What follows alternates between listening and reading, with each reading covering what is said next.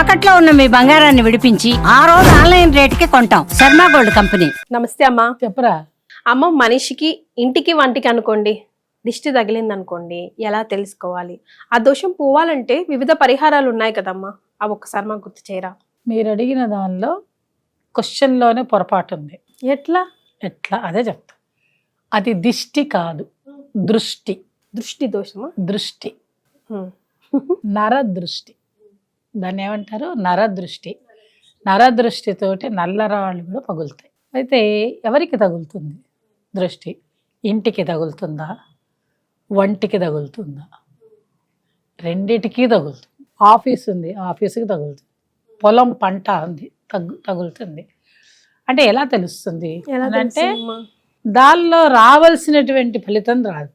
Okay, అది first. ఇప్పుడు పంట ఉంది, బాగుంటుంది అనుకో, అందుకనే పంటకి ఒక దిష్టి చెంబు పెడతారు, ఓ దిష్టి కుండ పెడతారు, ఏదో రకంగా వాడి దిష్టి. ఇల్లు కడుతున్నారు, దానికి ఒకవేళ చూసి అబ్బా ఏంద్రా ఎంత బాగా కడుతున్నాడు వీడు అలా అనడమే ఆలస్యం, అదే దృష్టి. కానీ అలా ఎవరైనా అంటే ప్రౌడ్ ఫీలింగ్ కదమ్మా. అలా కాదు, వాడు చెప్పే విధానం ఉంటుంది, మాట్లాడే విధానం ఇట్లా అంటే ఓకే. అలా అనక్కర్లా, వాడి కడుపులో జలసి ఏమిటో తెలిసిపోతుంది, వాడి ముఖం బట్టి చెప్పచ్చు. మరే లేదు, ఇంటికి, మన ఇంటికి ఏంటి అంటే చాలా రకాలుగా తెలుసుకునగలిగే శక్తి ఉన్న వాళ్ళు తెలుసుకుంటాం. మన ఇంటి ముందు ఎప్పుడు ఒక కొబ్బరికాయ, అదేది మన గుమ్మడికాయ పెట్టుకోవాలి. కుష్మండం. ఎటువంటి గుమ్మడికాయ? బూడిద గుమ్మడికాయ పెట్టుకోవాలి. ఈ బూడిద గుమ్మడికాయ ఎందుకు పెట్టుకుంటామంటే మన ఇంటికి దిష్టి తగిలిందా లేదా తెలిసిపోతుంది. దిష్టి తగిలింది అంటే నువ్వు నమ్ము నమ్మకపో, అదంతటికి అదే కుళ్ళుతుంది. కుళ్ళి దానిలో నల్లగా అయిపోతుంది, లోపల ఇట్లా కుంగిపోయినట్టు. కుంగిపోదు, ఏం పోదు, అట్లనే ఉంటుంది. లోపల మాత్రమే నలుగుతుంది. వాటర్ పడుతుంటాయి కొన్నిసార్లు. తర్వాత దానిలో నుంచి నలుపు టెంగు టిక్కు టిక్ అని మనం తీసి చూస్తే తెలుస్తుంది, నల్లగా ఉంటుంది. పైకి మాత్రం బ్రహ్మాండంగా ఉంటుంది. అప్పుడు మనకి ఏదో చేశారో తెలిసిపోతుంది. నరదృష్టి గట్టిగా తగిలింది ఈ ఇంటికి. అప్పుడు అర్థం ఏంటి? ఇంటికి అంటే ఇంటి యజమానికి, ఇంట్లో వాళ్ళకి తగిలింది అని అర్థం. అప్పుడు దానికి తగ్గట్టు అసలంటే ఇంట్లో, అందువల్ల ఏంటి, అలాంటి దృష్టి దోషాలు పోవడానికి కోసం ఇంట్లో ఎప్పుడు నిత్య దీపారాధన ఉండాలి, నిత్య దేవతార్చన ఉండాలి, నిత్యము పూజ చేసుకోవాలి. అశౌచంతో ఉండకూడదు. ఇల్లంతా అశౌచంతో ఉండకూడదు అంటే అర్థం ఏంటి? ఏది పడితే అది కలిపి. చాలామంది ఇంట్లోకి వస్తూనే చెప్పులతో తిరిగేస్తుంటారు. బయట చెప్పులు బయటే వదిలిపెట్టాలి, మనం ఇంట్లోకి తిరిగేయకూడదు. బయటకు వెళ్ళి వచ్చిన వస్త్రాలను ఇప్పి బాత్రూంలో వేసేయాలి. చాలామంది విడిచిన బట్టలన్నీ మడత పెట్టి పెట్టుకుంటారు. అదెంత దరిద్రం అంటే అదంతా దిష్టి లాక్కొస్తుంది లోపలికి. అవునమ్మా. తర్వాత ఇల్లు శుభ్రంగా 2 పూటలా చిమ్ముకోరు, ఎప్పుడో వాడికి తోచినప్పుడు చిమ్ముతారు, అది తప్పు. తర్వాత ఎంత ఇల్లు శుభ్రంగా ఉంటుందో అంత దృష్టి దోషం ఇంట్లోకి రాదు. నెగటివ్ ఎనర్జీ అంటారు దాన్ని. పాజిటివ్ ఎనర్జీ ఉండాలంటే ఇంట్లో ఎప్పుడు నవ్వుతూ ఉండాలి, సంతోషంగా ఉండాలి, పోట్లాడుకుంటూ ఉండకూడదు. అందులో ముఖ్యంగా ఆడపిల్లలు ఎప్పుడు కొంతమంది దుఃఖంగా ఉంటారు, ఏదో పోయినట్టు. ఎందుకు? మనిషికి ఏదైనా సరే అనుభవించవలసిన సమయం వచ్చినప్పుడు కష్టాన్నైనా అనుభవించాలి, సుఖాన్నైనా అనుభవించాలి. అంతే కదమ్మా. దానికి నువ్వు బాధపడుతూ ఉంటే పోతుందా? మరి ఇప్పుడు దాని పోదు కదా. నువ్వు దుఃఖపడుతూ ఉన్నావు అనుకో, నీకు జరగాల్సిన నష్టం నీకు జరుగుతుంది. ఎటు తిరిగి ఏడిస్తే పోతుంది అంటే అందరూ ఏడుస్తూనే కూర్చోవచ్చు, అందరూ ఏడుస్తూనే కూర్చోవాలి. అట్లాంటప్పుడు మరి అంతేగా. అలాంటప్పుడు మనకి తెలిసినప్పుడు ఎలా చేస్తాం? అందుకని ఇంట్లో ఎప్పుడు ఆడపిల్లలు అలా ఉండకూడదు. అంటే ఏంటమ్మా ఆడపిల్లలు ఉండకూడదు అంటే మగపిల్లలు ఉండొచ్చా అని వెంటనే ప్రశ్న వేస్తావు, నాకు తెలుసు. ఆడపిల్లల్ని బట్టే మగపిల్లలమ్మా. ఇంటికి మహాలక్ష్మి ఆడపిల్ల అని మళ్ళీ అంటారు కదా. అనను, మహాలక్ష్మి ఆడపిల్ల అనను, మిమ్మల్ని బట్టే ఇంట్లో మగవాళ్ళు ఉంటారు. ఇంటిని చూసి ఇల్లాలని చూడు. పాప నిజం చెప్పాలంటే వాళ్ళకే ఉండదు. మీరు దుఃఖపడుతుంటే వాళ్ళు దుఃఖపడిపోతారు. పడిపోతారు. పడిపోరా ఏంటి? మీరు చికాకు పడితే వాళ్ళు చికాకు పడిపోతారు. అదే మీరు హాయిగా సంతోషంగా నవ్వుతూ చలాకీగా తుళ్ళుతూ ఉన్నారనుకో, వాళ్ళకేముంది, కోపం ఎందుకు వస్తుంది? ఇంకా వాళ్ళు ఎందుకు బాధపడతారు? పాడరు కదా. వాళ్ళు బయటంతా తిరిగి వస్తారు, ఉద్యోగాలు చేసి వస్తారు, మీకోసం సంపాదిస్తారు, బోల్డంతా తీసుకొచ్చి పెడతారు. మీరు సంపాదించింది మీరే కొనుక్కుంటారు, వాళ్ళు సంపాదించింది మీరే కొనుక్కుంటారు. మరి అలాంటప్పుడు వాళ్ళు ఎంత చేస్తారు? మీరు నిజంగా ఆలోచించండి. పాపం వాళ్ళు ఎంత కష్టపడుతుంటారు. మనం కష్టపడుతున్నాం అంటలే నేను, మనం కష్టపడ్డా వాళ్ళు కష్టపడి వాళ్ళు అనుభవించరు. కానీ ఈ మీరు మధ్యలో- నిజం చెప్పండి. ఈ మధ్య సర్వే అయితే ఆ, భార్య బాధితులు ఎక్కువగా ఉన్నారు. చాలా మంది అబ్బాయిలే డిప్రెషన్ లకు గురి అవుతూ కదా సూసైడ్ మరి- చేసుకుంటున్నారు అవును, మరి ఇలా ఎక్కువ బిహేవ్ శాతం. చేస్తుంటే అని అంటున్నారమ్మా. అది నిజం. నిజం చెప్తున్నా నేను. నేను ఎంత మంది మగపిల్లల్ని చూస్తా, అందరూ అంటారు అమ్మ మీకు మగపిల్లలు అంటే ఇష్టం. ఇష్టం అని కాదు నేను చెప్పేది. వాళ్ళు మాత్రం ఏంటంటే ఆడవాళ్ళు తొందరగా బయటపడిపోతారు తల్లి. మనకి దుఃఖం ఉందన్న మనకు ఒక పెద్ద సమాజం కూడా మనల్ని చెప్పా కొడుతుంది కదా, వాళ్ళని అన్నది కదా పాపం. వాళ్ళకేం తెలియదు.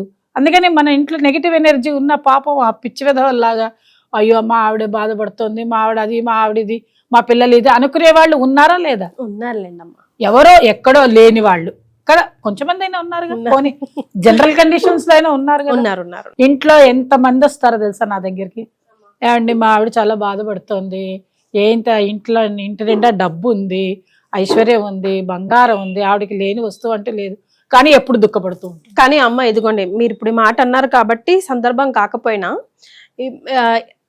ఎవరైనా చూడండి, take it from Shahrukh Khan, like Surya, ఏ ఇంట్లో అయితే నిజంగా ఆడపిల్లకి 110% రెస్పెక్ట్ ఇవ్వాల్సిన రెస్పెక్ట్ ఇస్తారో ఆ ఇంట్లో డెఫినెట్లీ లక్ష్మీదేవి ఆర్ తాండవిస్తూనే ఉంటుంది.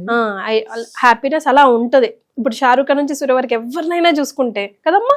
నిజం చెప్తున్నా కదా, ఇంట్లో ఆడపిల్లలు సుఖంగా ఉండి వాళ్ళు అనవసరమైన వాటికి దుఃఖపడుతున్నారమ్మా. అదేలేండి, ఇప్పుడు రోజుల పిల్లలు చెప్తున్నారు. ఇప్పుడు రోజుల పిల్లలు ఎందుకు దుఃఖపడుతున్నారో నాకు అర్థమే కాదు. అన్ని ఉండి అల్లి నోట్లో శని అంటే ఇదే. వాళ్ళకి నిజం చెప్పు, నీ ఎంత ఉండాలో అంత. ఇప్పుడు నువ్వు 20,000 సంపాదిస్తున్నావు, ఊరికే నేను చిన్న వాళ్ళ గురించి చెప్తున్నా. మా భర్త కూడా 20,000 సంపాదిస్తారు, ఇద్దరిది కూడుకుంటే ఎంత అవుతుంది? 40,000 వస్తుంది. 40,000 తోటి కాపురం చేసేవాళ్ళు లేరా? ఎంతవరకు కావాలో అంతవరకే కాపురం చేయొచ్చుగా. పక్కవాడు బెంజ్ కారు కొనుక్కున్నాడని నాకు బెంజే కావాలని రోజు ఏడిస్తే రాదుగా.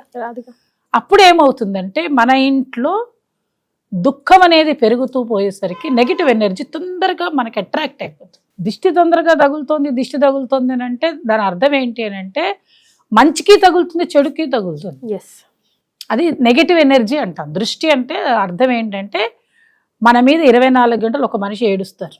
అదే బాగున్నారనుకో, మీ భార్యాభర్తలు చక్కగా అందంగా ఉన్నారు. అందం అంటే నేను ఫిజికల్ అందం అని చెప్పటల్లా, వాళ్ళిద్దరు అన్యోన్యంగా ఉన్నారు, చూసి ఓర్చుకోలేని వాళ్ళు ఉంటారు. వాళ్ళకి అవకాశం ఎందుకు ఇస్తున్నారు మీరు? అంటే ఏం చేయమంటారమ్మా మరి? వాళ్ళకి ఎందుకు కాదు, మిమ్మల్ని బాగుండొద్దని నేను చెప్పట్లే. వాళ్ళు ఒక మాట అంటారని అంటే మనం వెంటనే ఏదో దుఃఖపడిపోతూ కనిపించక్కర్లా, మన పాటికి మనం ఉందాం. వాళ్ళు అనుకున్నారనుకో మనల్ని, మనం పట్టించుకోకూడదు. ఓకే అండి అంతేలేండి, మా ఆయన ఏదో అంటుంటాడా పట్టించుకొని నేను అని మనం వాళ్ళ ముందు నాటకం. సరేలేండి అంతేలేండి, మా ఆవిడ కూడా అంతేలేండి, ఏదో నడుస్తూ ఉంటాయి ఇంట్లో అన్నట్టుగా మనం అలాంటి మాట్లాడే వాళ్ళ దగ్గర ఇలా జరిగిపోతాం. ఒక 3 టిప్స్ చెప్పండి, మన ఇంట్లో నరదృష్టి ఇంటికైనా వంటికైనా తాగకుండా నీకు ఇంట్లో కనుక నరదృష్టి ఉన్నది, నరదృష్టి రాకుండా ఉండాలంటే గుమ్మడికాయ కట్టండి. ఓకే. తర్వాత ఇల్లు ఎప్పుడు శుభ్రంగా పెట్టుకోండి, వారం మామిడాకులు కట్టండి, తప్పేమీ లేదు. ఏ వారమైనా ఎవ్రీ శుక్రవారానికి గురువారం సాయంత్రం చక్కగా కట్టేసుకోండి. ఓకే, మీకు మంచిది. లక్ష్మీదేవి లక్ష్మీప్రదమైనటువంటిది. ఇంకా మీరు బాగా చేయగలిగితే గుమ్మానికి పసుపు రాయండి. పసుపు రాసి ఇంత బొట్టు పెట్టండి. అది పెద్ద 2 నిమిషాల పని, అదేమి ఇబ్బంది లేదు. ఒంటికి దృష్టి తగిలింది అలాంటి వాళ్ళు మాత్రం స్నానం చేసేటప్పుడు బకెట్లో నీళ్లు పెట్టుకుని ఇంత గళ్ళ ఉప్పు, తెలుసు కదా గళ్ళ ఉప్పు అంటే రాళ్ళు ఉప్పు ఒక పిడికెడు వేయండి. వేసేసి దానిలో ఇలా అనండి, అంతే. ఓం రాయండి, మీ ఇష్టం, మీరు ఏది నమ్మకంగా ఉంటుందో అది రాయండి. ఆ నీళ్లు కరిగితే దాన్ని మొదట పోసుకోండి. ఓకే. మీ శరీరం మీద ఉండేటువంటి దృష్టి అంతా కిందికి వెళ్ళిపోవచ్చు. సూపర్. అది మీరు చేసి చూడండి, కాకపోతే నన్ను అడగండి. అది కంటిన్యూస్ గా చేయాలి. ఎప్పుడైనా సరే మీకు అలా అనిపించి, పిల్లలకి మనం దిష్టి తీస్తాం కదా, అవునమ్మా, ఉప్పు తూ దిష్టి అని అంటాం కదా, అలా అనగా నిజంగా దూష్టి పోయిందా ఇవన్నీ అనకండి. అప్పుడు ఏమవుతుందంటే వాళ్ళ మైండ్ ఫ్రెష్ అవుతారు. ఎన్ని రకాల దిష్టిలో తీయచ్చు. ఉప్పుతో తీస్తాం మనము, తర్వాత జుట్టుతో తీస్తాము, చీపురు కట్టతో తీస్తాం. అంటే ఏంటి, నెగిటివ్ ఎనర్జీని జ్యేష్ఠాదేవితో తీసి బయటపడేస్తాం. పిల్లలకి అలా తీస్తాం. ఇంకా మీకు కావాలంటే, మీకు నమ్మకం లేదు అన్నట్టయితే ఎండుమిరపకాయలు తీసేయండి. దిష్టి ఉన్న చోట కోర్ రాదు. మామూలు అప్పుడు తిరగమాత వేస్తేనే ఇల్లంతా రొచ్చుగా ఉంటుంది, ఎగ్జాస్ట్ వేయకపోతే. అదే ఎండుమిరపకాయలతో దిష్టి తీస్తే అసలు నీకు దిష్టి ఉన్నది అన్న చోట కోర్ రాదు. రకరకాలు ఉన్నాయి. ఉన్నాయి, చేస్తాం, తప్పేం లేదు. అలా తీసి పడేయడమే. పిల్లలకి ప్రతిరోజు బిడ్డలు ఏడుస్తూ ఉంటారు, ఎలా తెలుసుకున్నావు అమ్మా అంటావు అనుకో, పిల్లలు ఏడుస్తుంటే తెలిసిపోతుంది. ఎవరు పడితే వాళ్ళు వచ్చి ఎత్తేసుకుని, అంటే ఏమిటంటే వాళ్ళేదో చెడ్డవాళ్ళని కాదు, మనం బయట తిరిగి వస్తాం, మన చేతులంతా బ్యాక్టీరియా ఉంటుంది, తెలియదు కదమ్మా. చికాగ్గా ఉంటుంది, బట్టలకంతా ఎక్కడెక్కడో తిరిగి వస్తాం, వాళ్ళకి ఎంత చిరాకు ఉంటుందో అది ఏడుస్తారు. ఇదంతా నెగిటివ్ ఎనర్జీ మోసుకొచ్చినట్టు లెక్క. బిడ్డలనైనా దేవుడినైనా ఇల్లు అయినా శుభ్రంగా మనం పెట్టుకోకపోతే మన ఇంటికి మాత్రం జ్యేష్ఠాదేవి వచ్చి కూర్చుంటుంది. జ్యేష్ఠాదేవియే దృష్టి, జ్యేష్ఠాదేవియే నెగిటివ్ ఎనర్జీ. ఇవన్నీ పోగొట్టుకోవాలంటే మీరు శుభ్రంగా ఉండండి, 2 పూట్ల శుభ్రంగా పెట్టుకోండి, ఇల్లుని మీరు శుభ్రంగా ఉండండి. విడిచిన బట్టల్ని దయచేసి ఇంట్లో బీరువాల్లో పెట్టుకోకండి, రాహు వచ్చి దానిలోనే కూర్చుంటాడు. ఇప్పుడేంటి అందరు నేను ఎంత మందికి చెప్తానో, ఎంత దీని మీద మనం ఎలాబొరేట్ గా చేద్దామమ్మా. విడిచిన బట్టలు మీరు చేయాలి, ఎప్పుడు చెప్పినా వినరు. ఎందుకంటే ముఖ్యంగా మగపిల్లలకి బాగా అలవాటు, ఈ రోజే వేసుకున్నాం కదా అని అట్లా హ్యాంగ్ చేస్తూ. మా ఇంట్లో రోజు గొడవే ఉంటుంది, అన్ని తీసి బాత్రూంలో పడేస్తా. సో దీని మీద అసలు ఎందుకు, ఏమిటి, ఎలా రాహు ఎందుకు ఉంటాడు, ఎలా ఉంటాడు, అవన్నీ మనం మాట్లాడదాం. చాలా సంతోషం అమ్మా, ధన్యవాదాలు.